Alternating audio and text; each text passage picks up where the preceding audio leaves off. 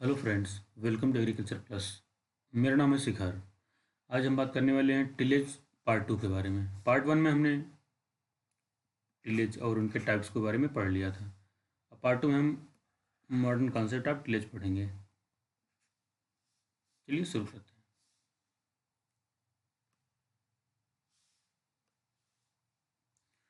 Modern concept of tillage. Tillage की जो जो नई नई प्रैक्टिसेस आ रही हैं टिलेज करने की, जिससे कि हमारा जो कास्ट ऑफ कल्टीवेशन है उसमें कमी आए और साथ साथ सॉइल भी सही रहे, उन सबको हम इसमें पढ़ेंगे मॉडर्न कॉन्सेप्ट में। इसे कंजर्वेशन टिलेज भी कहते हैं। इसमें क्या क्या इंक्लूड किया जाता है? सिस्टम ऑफ टिलेज, जो 30% of soil surface covered with crop residue. Conservation tillage में क्या होता है कि जो 30% क्रॉप रेजिड्यू है, मतलब कि जो भी आपका स्टेबल है, वो फील्ड में एज सच कम से कम रहता ही है।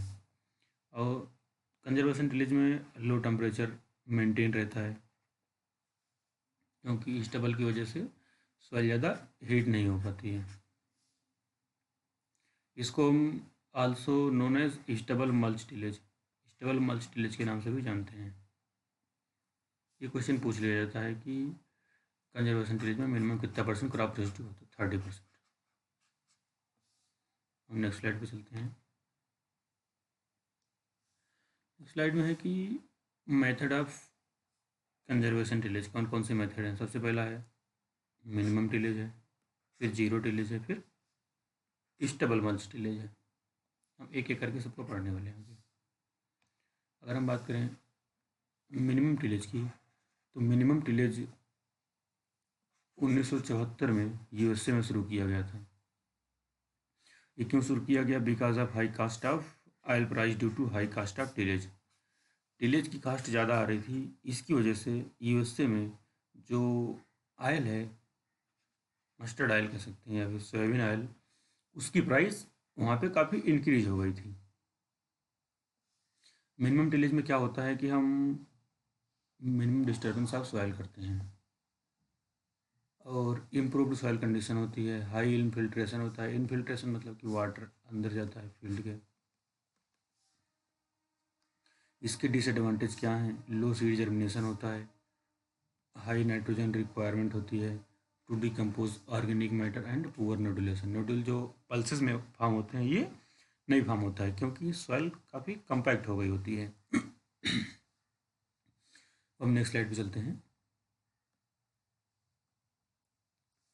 इसमें बात कर रहे हैं हम कि मिनिमम टिलेज कैसे कैसे प्रैक्टिस कर सकते हैं। तो मिनिमम टिलेज रो जोन टिलेज से प्रैक्टिस कर सकते हैं, प्लाउ प्लांट टिलेज से प्रैक्टिस कर सकते हैं और फील्ड टाइप टिलेज से प्रैक्टिस कर सकते हैं। ये ज़्यादा इंपॉर्टेंट नहीं है। हम नेक्स्ट में चलते हैं जीरो टिलेज। जीरो टिलेज से हमारे क्वेश्चन बहुत आते हैं। सबसे पहले जीरो टिलेज का फादर पूछ लिया जाता है, जो कि जीबी ट्रिपलेट हैं।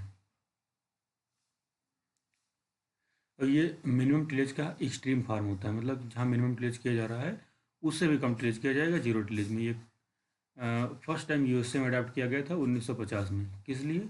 पास्चर के रिनोवेशन के लिए। पास्चर रिनोवेशन मतलब कि जो भी हमारा पास्चर चारा वाला जो भी एरिया है जहाँ पे हम ग्रासेस उगाते हैं, उनमें हम टिलेज नहीं किए, बहुत ही कम टिलेज किए। दोबारा जहाँ जहाँ पे हमको लगाना था प्लांट, हमने लगा दिया।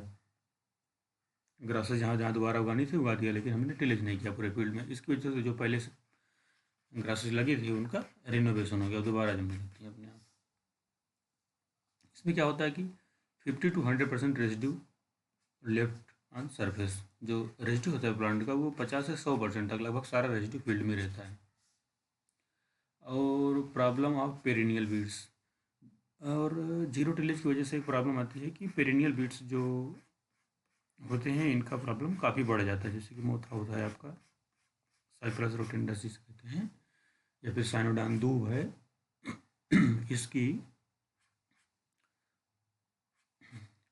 यहाँ पे प्रॉब्लम बढ़ जाती है। इसको हम रिमूव करने के लिए पैराकार्टिट या फिर ग्लाइफोसेट, ये दोनों नॉन सेलेक्टिव हर्बिसाइड हैं, इनका यूज करके हम इसको ख़त्म करते हैं पेरिनियल वीड्स को। हम नेक्स्ट स्लाइड पे चलते हैं।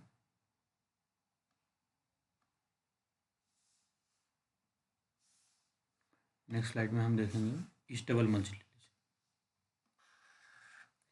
स्टेबल मल्च लीलेज, इसको हम